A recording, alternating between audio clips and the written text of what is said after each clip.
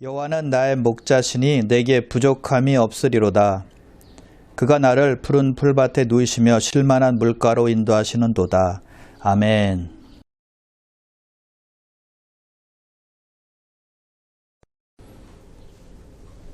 성경에서 가장 알려진 유명한 한 장, 챕터를 찾으라고 한다면 다윗이 지은 시편 23편을 금방 떠올리게 될 것입니다. 우리에게 큰 위로가 되고 큰 소망이 되는 말씀이죠. 우리에게 용기와 힘을 불어넣어주는 귀한 말씀이 됩니다. 많은 사람들이 외울 정도로 큰 감동이 있습니다. 이번 주부터 3주에 걸쳐서 시편 23편을 살펴볼 텐데 여러분에게 큰 은혜가 넘치시길 바랍니다. 다윗의 하나님께 대한 고백입니다. 1절입니다. 여호와는 나의 목자시니 내게 부족함이 없으리로다. 다윗은 하나님을 목자라고 부르고 있습니다. 자, 그런데 다윗은 여호와는 아마도 나의 목자시니라고 말하지 않습니다. 또는 만약 하나님께서 나의 목자가 되신다면 이라고도 말하지 않습니다.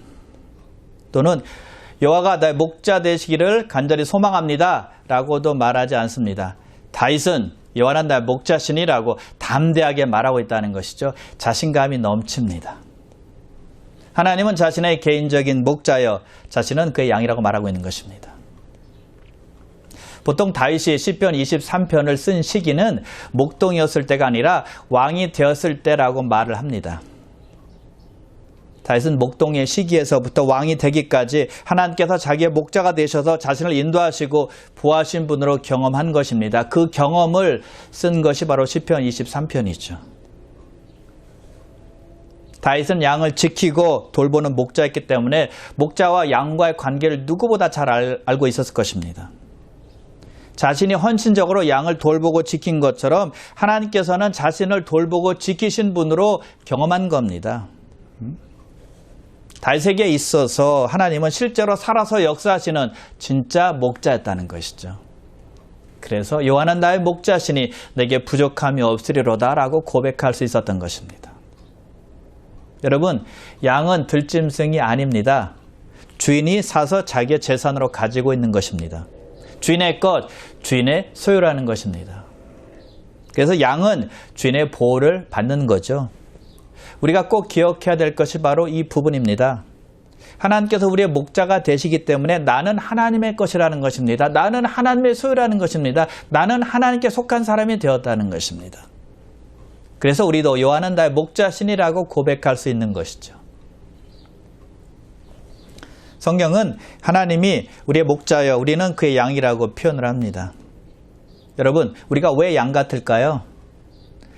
왜 양인 우리가 목자가 필요할까요? 양의 특성을 보면 우리가 금방 이해할 수 있는데요. 세 가지만 말씀드려 보겠습니다. 양의 특성 첫 번째는 양은 방향 감각이 없는 동물이라는 것입니다. 양은 자기들끼리 그냥 놔두면 길을 찾지 못하고 이리저리 헤매고 방황합니다. 다른 동물들은 자기 집을 쉽게 찾아오거든요. 근데 양은 그렇지 못합니다. 동서남북을 분간하지 못하는 동물, 한마디로 방황하는 존재가 바로 양이라는 것입니다. 여러분, 우리도 하나님을 모르고 예수를 믿지 않았을 때 방황하는 존재 아니었나요? 진리를 몰랐으니까요. 물론 예수 믿고 진리와 소망을 가지고 있는데도 불구하고 헤매고 있는 사람도 있기는 있습니다. 자, 그래서 우리는 양 같은 존재라는 것입니다. 그리고 두 번째 양의 특징, 양은 무기력한 존재라는 것입니다. 대부분의 동물들은 보호책이 있습니다. 예를 들면 어떤 동물은 보호색을 가지고서 자기를 보호합니다. 또 어떤 동물은 긴 다리를 가지고 있어서 위험한 상황이 되면 금방 달아날 수 있습니다. 또 어떤 동물들은 뿔을 가지고 있기 때문에 상대 공격에 저항할 수 있습니다. 그런데 양은 자기를 보호한 어떠한 보호책도 가지고 있지 않다는 것입니다. 사나운 짐승을 만나면 꼼짝없이 당할 수밖에 없는 것이 양이라는 거예요. 우리도 마찬가지 아닙니까? 사탄이 유혹하며 공격하며 속수무책으로 당하는 것이 우리 인간이라는 것이죠. 바로 우리가 양 같은 존재라는 거예요. 그리고 세 번째 양의 특징은 더러움에 쉽게 오염되는 동물이라는 것입니다. 양은 흰 털을 갖고 있기 때문에 깨끗하게 보일 수 있지만 사실 흰 털은 더러움에 쉽게 오염되기 쉽습니다. 뿐만 아니라 스스로 그 오염을 제거할 능력도 없어요. 여러분, 우리가 세상으로부터 얼마나 오염이 잘 됩니까? 그냥 두면 세상에 동화되는 것은 시간 문제입니다. 세상의 유행, 세상의 가치관, 세상의 흐름을 그대로 따라가게 되어 있다는 것입니다. 그래서 죄에 쉽게 빠지게 되는 것이죠. 바로 우리가 양 같은 존재라는 거예요. 그래서 목자의 인도하심이 있을 때 양은 바른 길로 갈 수 있고 목숨을 노리는 사나운 짐승으로부터 보호받을 수 있고 더러운 오염으로부터 깨끗하게 지킬 수 있다는 것입니다. 그러한 이유로 양에게는 목자가 절대적으로 필요하다는 것이죠. 그렇다면 어떤 사람들에게 하나님이 목자가 되실까요? 나는 양이다 라는 것을 철저하게 깨닫는 사람입니다. 목자 없이는 방향 감각이 없고 무기력하고 오염되기 쉬운 사람이다 라고 인정하는 사람이에요. 왜요? 그럴 때 목자를 의지할 수 있거든요. 그럴 때 목자를 따를 수 있거든요. 그럴 때 목자의 말을 들을 수 있기 때문입니다. 다윗이 여호와를 자기의 목자라고 부른 이유가 바로 여기 있는 것이죠. 자신을 철저하게 양으로 생각했기 때문입니다. 자신은 어리석고 무능력하고 나약한 존재이기 때문에 하나님을 의존해야만 살 수 있다라고 믿은 것입니다. 그래서 하나님을 신뢰한 것이죠. 그래서 여호와는 나의 목자신이라고 고백을 했던 것입니다. 괜히 멋있게 시적으로 표현하기 위해서 여호와는 나의 목자신이라고 말한 것이 아니었어요. 과거에 자기가 목동으로 일을 해보았기 때문에 그 기억이 좋아서 추억이 있으니까 하나님을 자기의 목자라고 말한 것이 아니었다는 것입니다. 여호와가 그의 삶에서 진짜 목자였기 때문이었습니다. 그의 진심 어린 고백이었다는 것이죠. 여호와께서 자기의 목자 되심이 큰 기쁨이요 큰 행복이었기 때문에 여호와는 나의 목자시니라고 고백할 수 있었다는 것입니다. 여러분은 다윗처럼 진실로 양과 같다라고 생각하십니까? 목자 없이는 방향 없이 헤매는 사람이 될 것이고 목자 없이는 보호받지 못하는 인생이 되고 목자 없이는 세상이 오염될 수밖에 없는 사람이다 라고 인정하십니까? 그렇게 생각하는 사람만이 하나님을 목자로 둘 수 있는 것입니다. 그렇게 인정하는 사람만이 하나님을 자신의 삶의 목자가 되게 할 수 있다는 것이죠. 팔복의 첫 번째 복이 무엇입니까? 심령이 가난한 자는 복이 있나니 천국이 저희 것이며 라고 예수님께서 말씀해 주셨습니다. 자신이 영적인 거지라고 여기고 하나님이 아니면 안 된다라는 것을 느끼고 살아갈 때 그 사람에게 천국이 임한다라고 말씀하는 것이죠. 천국이 그 사람의 것이 된다라고 말씀을 하신 것입니다. 우리가 양과 같이 된다는 말은 우리의 심령이 가난해지는 것과 마찬가지예요. 영적으로 무능력함을 알기 때문에 목자 대신 하나님을 의지하고 신뢰하고 따르게 되는 것입니다. 그래서 다윗은 여호와는 나의 목자신이라고 고백을 했던 것입니다. 그래서 다윗은 내게 부족함이 없으리로다 라고 또한 고백하고 있는 겁니다. 여호와를 목자 삼은 사람은 부족함이 없다는 거예요. 자, 여기서 여호와라는 말은 하나님의 이름인데요. 영원하신 하나님, 능력이 하나님이 되셔서 그의 백성들을 돌보시는 분을 말합니다. 창세기 22장에 보면 아브라함이 하나님 말씀에 순종해서 독자 이삭을 데리고 그 번제를 드리러 모리아산으로 출발합니다. 그리고 모리아산으로 올라가서 진짜 독자 이삭을 죽여서 번제를 드리려고 합니다. 하나님께서 아브라함의 믿음과 순종을 보시고는 수풀에 걸려있는 수양을 잡아서 대신 드리라고 말씀을 하십니다. 아브라함이 하나님의 은혜에 감사해서 그곳 이름을 여호와 이레라고 불렀습니다. 그 말은 여호와의 산에서 준비되리라 라는 뜻입니다. 여호와께서 공급하신다는 말이에요. 그래서 여호와는 나의 목자시니 내게 부족함이 없으리로다 라는 말은 여호와께서 나의 목자가 되시기 때문에 나의 필요를 다 제공해 주신다 라는 말이 되는 것이죠. 그래서 우리가 하나님을 여호와 이레 하나님으로 믿는다면 걱정할 필요가 없다는 것입니다. 목자가 되셔서 우리의 필요를 채워주시기 때문이에요. 바울도 빌립보 교회에 편지하면서 그 교회 성도들에게 이렇게 말을 합니다. 나의 하나님이 그리스도 예수 안에서 영광 가운데 그 풍성한 대로 너희 모든 쓸 것을 채우시리라. 성도의 모든 쓸 것, 성도의 모든 필요를 하나님께서 채우신다라고 말씀하고 있는 것입니다. 물론 우리의 필요를 채우시는 것이지 우리의 욕심을 채우시는 것은 아닙니다. 다윗은 여호와가 나의 목자라고 말했습니다.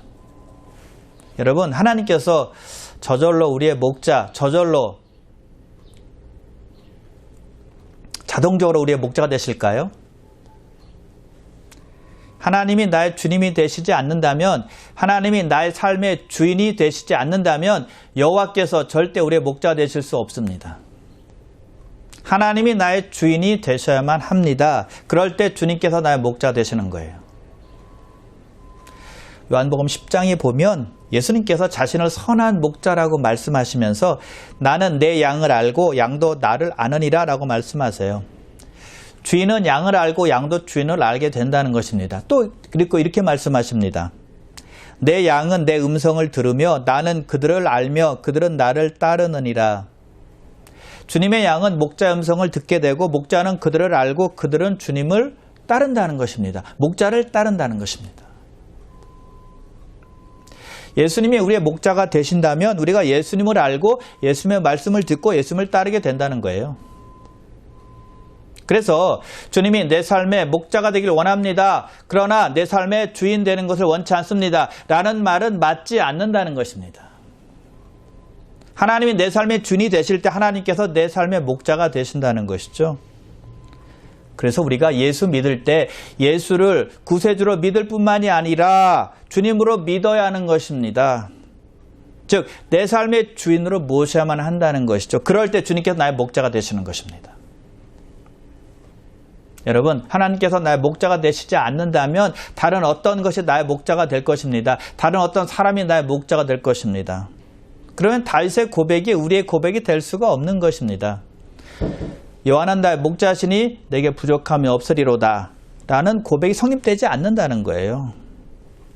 그러나 하나님께서 우리의 목자가 되실 때, 아니 우리의 주인이 되실 때 여호와가 나의 목자가 되셔서 우리는 부족함이 없게 되는 것입니다. 그리고 부족함이 없다라는 말은 하나님의 돌보심을 받는 자의 상태를 말하는 겁니다. 엘리야 시대의 사르밧 과부를 생각해 보십시오. 그 과부에게는 한 번 먹을 양의 기름과 밀가루만 있었습니다. 그런데 하나님께서 그 여인을 돌보셨을 때 통의 가루와 병의 기름이 끊이질 않았습니다.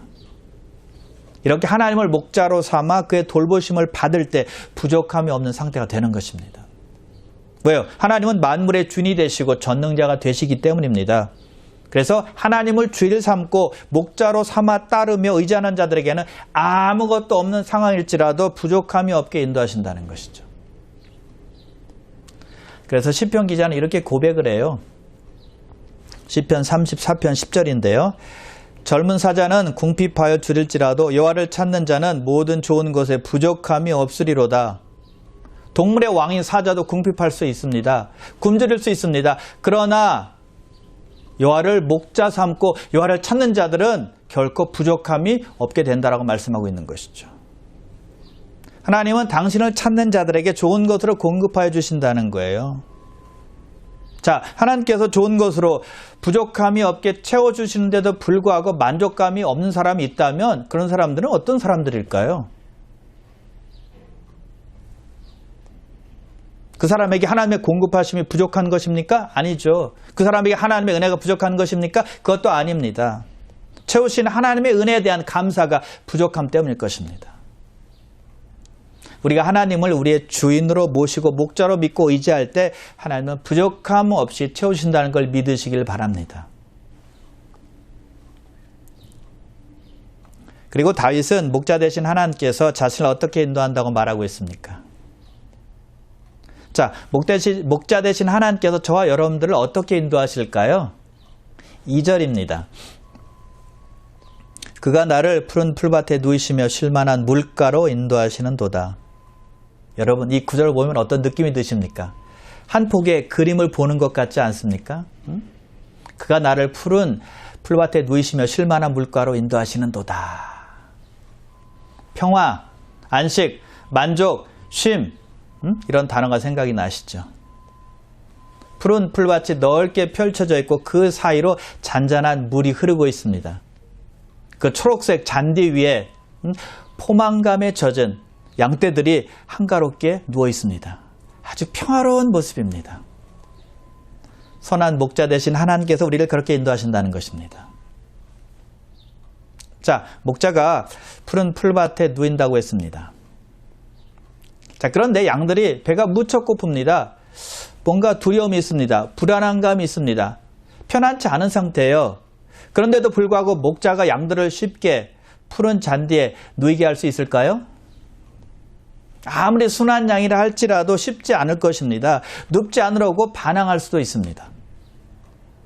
그러나 목자가 양들의 배를 채워주고 마음을 편안하게 해주면 쉽게 풀밭에 누이게 할 수 있는 것이죠. 그런 역할을 목자가 한다는 것입니다. 목자 대신 하나님께서 우리에게 그렇게 역사해 주시고 인도하신다는 것이죠. 여러분, 푸른 풀밭은 양들이 누워서 쉬기에 가장 좋은 곳입니다. 푸른 잔디는 어느 것보다 시원하고 부드러운 곳이기 때문입니다. 스포츠 경기장을 보면 천연 잔디가 있고 인조 잔디가 있습니다. 그런데 인조 잔디는 더울 때, 여름에는 천연 잔디보다 무척 덥다고 합니다. 그래서 녹색 잔디가 시원하게 해주는 역할을 한다는 거예요. 그래서 푸른 풀밭에서 양들이 편히 쉴 수 있고 휴식을 취할 수 있는 최적의 장소라는 것이죠. 목자가 그런 장소를 찾아서 그것으로 인도하는 것입니다. 그리고 목자는 양들을 쉴만한 물가로 인도한다고 했습니다. 쉴만한 물가는 잔잔히 흐르는 물을 말하는 것입니다. 급히 빠르게 흐르는 물이 아닙니다. 양들은 물살이 센 그런 물을 보고 그 큰 소리를 들으면 겁을 먹고 그 근처에 가까이 가지 않는다고 합니다. 만약 양들이 그런 물에 빠진다고 생각해 보십시오. 양의 털이 물에 젖을 테고 급기야는 가라앉게 될 것입니다. 목자는 양들이 그런 물을 무서워하는 것을 알기 때문에 잔잔한 물로 인도해서 양들에게 물을 마시게 하는 것이죠. 만일 목자가 잔잔히 흐르는 물을 발견하지 못하고 급하게 흐르는 물만 발견할 때는 어떻게 할까요? 목자가 돌을 가져다가 댐을 만들어서 물의 빠른 흐름을 막습니다. 물을 잔잔하게 해서 양들에게 물을 마시게 하는 것입니다. 또는 저수지 형태로 만들어서 양들에게 물을 공급하는 것입니다. 양들의 마음을 편안하게 해서 물을 주는 것입니다. 자, 그런데 여러분, 급히 흐르는 물이 양들을 두렵게 하는 것처럼 이 세상의 많은 일들로 인해서 우리가 두려움을 갖고 있다는 것입니다. 세상의 많은 일들이 우리를 두렵게 만들고 있다는 것입니다. 부부 문제 있죠? 경제적인 문제 있죠? 자녀 문제 있죠? 건강의 문제 있죠? 일터에서도 문제가 있습니다. 많은 문제들로 인해서 두려움이 찾아온다는 것입니다. 여러분, 그때 우리에게 필요한 것은 무엇일까요? 평안입니다. 예수님께서 십자가 달리시기 전날 밤에 두려워하고 있는 제자들에게 이렇게 말씀을 하세요. 평안을 너에게 끼치노니 곧 나의 평안을 너에게 주노라. 내가 너에게 주는 것은 세상이 주는 것과 같지 아니하니라. 너희는 마음에 근심하지도 말고 두려워하지도 말라. 두려워하는 제자들에게 예수님께서 주신 것 바로 평안이었다는 것입니다. 어떤 사람들은 죽어서 무덤에 갈 때 두려움에서 해방되는 분들이 있습니다. 그제서야 평안함을 얻는 분들이 있다는 것입니다. 그런데 여러분, 우리 주님을 목자로 삼은 사람들은 죽지 않아도 평안함을 얻을 수 있어요. 시편 29편 11절입니다. 여호와께서 자기 백성에게 힘을 주심이요 여호와께서 자기 백성에게 평강의 복을 주시리로다. 하나님은 그의 백성이 어렵고 또 힘들고 괴롭고 두려운 상황 속에서 힘도 주시지만 특별히 평강의 복을 주신다는 것입니다. 하나님을 목자로 두고 있는 사람들에게 임하는 복이라는 것이죠. 하나님은 그의 사람들이 두려워하고 불안해할 때 평안으로 채워주신다는 것입니다. 즉 하나님은 우리가 필요한 것을 채워주신다는 거예요. 다윗의 삶을 보면 참 두려운 상황들이 참으로 많았습니다. 편안한 날이 별로 없었어요. 그때마다 하나님은 다윗에게 평안함을 주셨다는 것입니다. 필요를 공급해 주신 것입니다. 제자들이 예수님의 고난을 알고는 두려워했습니다. 그때 예수님은 그들에게 평안을 주셨습니다. 하나님은 우리에게 평안이 필요할 때 평안함으로 채워주신다는 것이죠. 또 다른 필요가 있을 때는 그 필요를 채워주시는 것이고요. 목자가 자기 양들의 필요를 채워주듯 말입니다. 여러분, 양은 둔한 동물입니다. 그래서 자기들이 필요한 것이 무엇인지 잘 모릅니다. 무엇이 자기들에게 가장 좋은 것인지 잘 모른다는 것입니다. 그래서 양들은 목자가 필요한 거예요.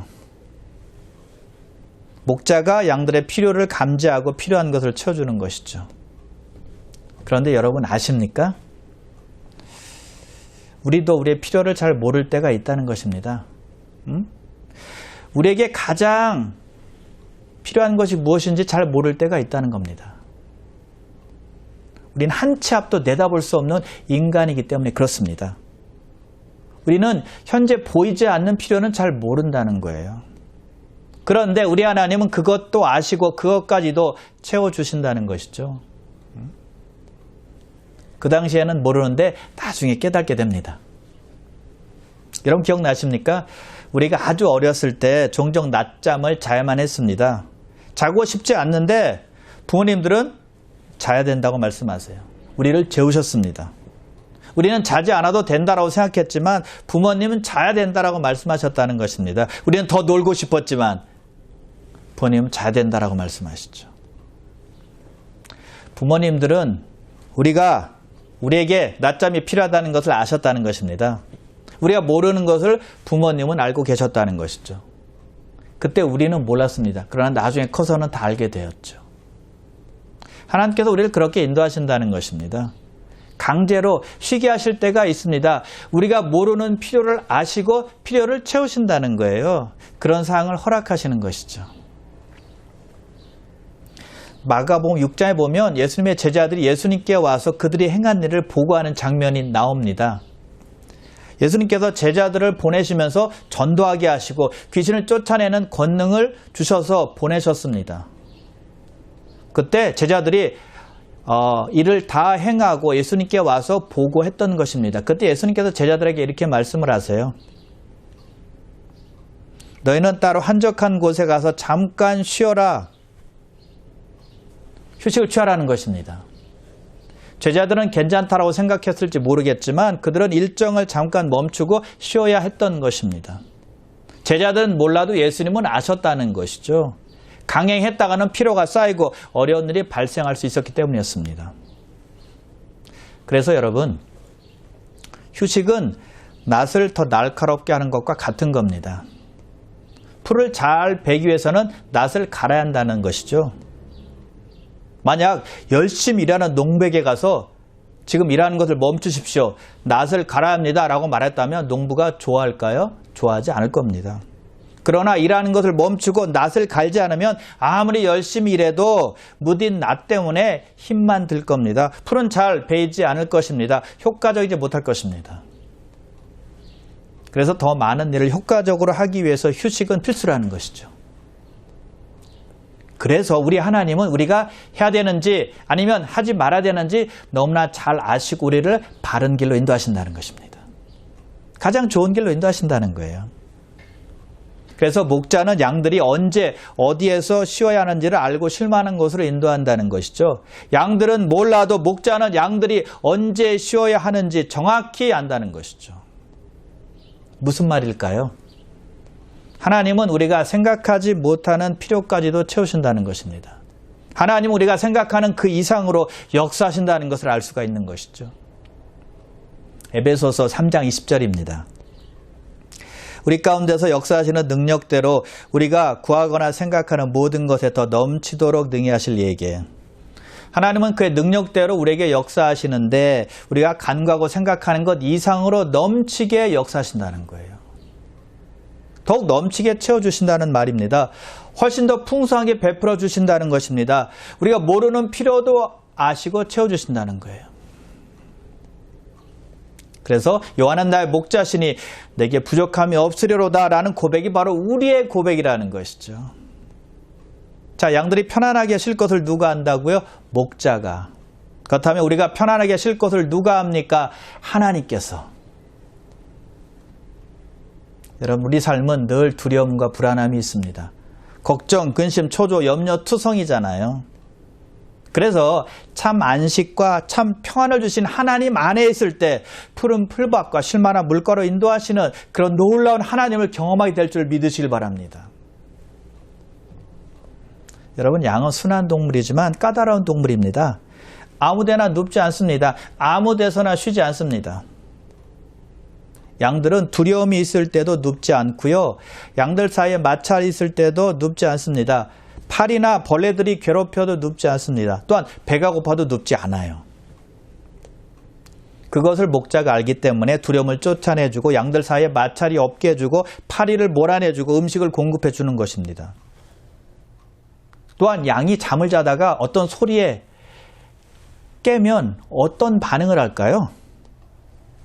두려움을 느끼며 잠에서 일어난다고 합니다. 그리고는 다시 눕기를 거부한대요. 그때 목자는 양 가운데로 가서 그 양을 부드럽게 자기 팔에 안고 재우는 것입니다. 누이는 것입니다. 주님께서 우리를 그렇게 인도하시는 줄 믿으시길 바랍니다. 여러분 모두 주님의 그런 손길을 느끼시고 체험하고 경험하시기를 바랍니다. 자, 그런데 목자이신 예수님께서 이 땅에 오신 가장 큰 이유가 있습니다. 요한복음 10장 10절입니다. 내가 온 것은 양으로 생명을 얻게 하고 더 풍성히 얻게 하려는 것이라. 예수님은 양들의 풍성한 삶을 위해서 자기 목숨까지도 친히 내놓으셨습니다. 예수님께 나오는 양들로 하여금 생명을 얻게 하고 더 풍성히 얻게 하기 위함이었다는 것이죠. 그래서 누구든지 선한 목자이신 예수님께 나오기만 하면 생명을 풍성히 얻고 영혼의 만족과 영혼의 기쁨을 얻게 될 것입니다. 영혼의 안식을 누리게 될 것입니다. 다윗은 여호와를 나의 목자라고 고백하고 있습니다. 모든 사람의 목자가 아닙니다. 온 세상의 목자가 아니었습니다. 나의 목자라고 고백하고 있다는 것입니다. 다른 사람의 목자가 아닐지라도 여호와는 나의 목자라는 것이 너무나 분명하다는 것입니다. 누가 뭐래도 하나님은 자기의 목자라는 거예요. 그래서 여호와는 나의 목자신이라고 고백하고 있는 것입니다. 그 목자 대신 하나님께서 푸른 풀밭으로 자기를 인도하신 분이라고 말하고 있습니다. 팔레스타인 땅에는 그 땅은 푸른 풀밭 구하기가 쉽지 않은 땅입니다. 그럼에도 불구하고 목자는 지칠 줄을 모르고 양들을 위해서 푸른 풀밭을 찾으러 다니는 사람입니다. 바로 그런 목자가 여호와 하나님이다라고 말하고 있는 것입니다. 하나님께서 쉬지 않고 푸른 풀밭을 찾아서 그것을 우리를 인도하신다는 것입니다. 할렐루야. 하나님은 우리의 목자가 되셔서 졸지도 않고 주무시도 않고 우리를 눈동자같이 지키시고 보호하시는 분이라는 것입니다. 여러분, 그 하나님이 여러분의 목자가 되고 있습니까? 그 하나님을 여러분의 삶의 주인으로 모시고 있나요? 그러므로 사랑하는 귀한 성도 여러분, 참 목자가 되셔서 우리를 푸른 초장과 또 쉴만한 물가로 인도하시는 참 좋으신 하나님을 잘 따르시기를 주님의 이름으로 축원합니다. 기도하겠습니다.